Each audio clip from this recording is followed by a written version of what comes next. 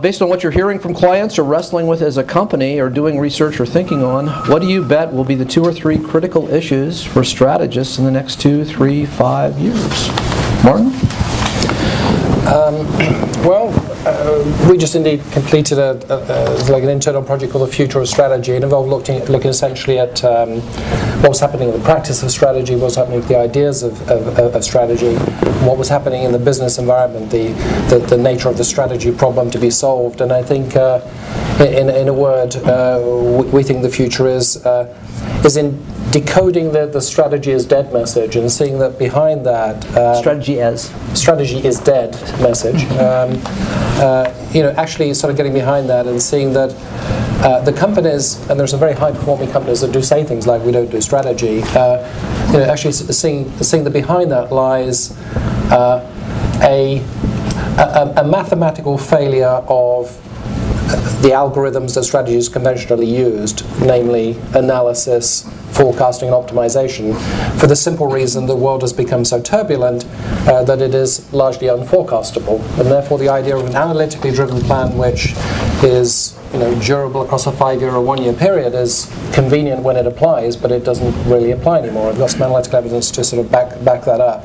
So I think, what's the alternative? Well, there is a fourth algorithm for problem solving, which is very much used by biology and not very much used in business, which is iterative empiricism, recursion, evolution, adaptation.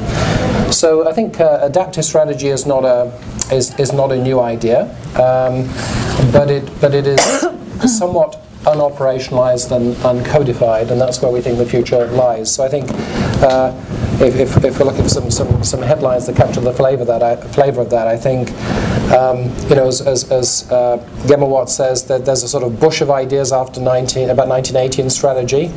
Most of them do actually rely on prediction and optimization and analysis, though, and I think we need a different type of idea, more one of strategy as context setting rather than the specification or deduction of an instruction set would be one of the big ideas, I think. I think a second one would be followed from that, which is that such an idea is profoundly organizational. I mean, adaptation is essentially a localized phenomenon.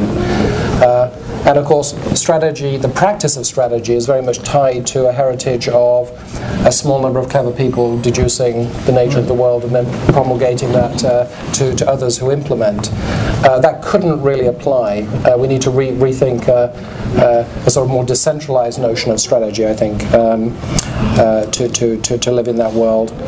I think the third corollary of that is signals. I mean, as the world has become unpredictable, and partly because of what I'm about to say, we're drowning in an ocean of dynamic information. This was a consistent message we had from chief strategy officers, and therefore the adaptation problem is not only an organizational problem. It's a problem of pattern recognition and reaction times, which is basically an information processing problem. Now, hierarchies are very, very efficient ways of managing stable environments. They are very unresponsive ways of processing rich dynamic signals. So again, organization and information. And then finally, I think business as TSR maximization has reached some natural limits, acutely so after the recession and the questioning of that paradigm. And so I think the environment that we're optimizing for therefore becomes one of business and society and purpose, not as a bolt-on to strategy, but as a central part of strategy. So I think strategy as optimizing for business and society it becomes probably the third theme.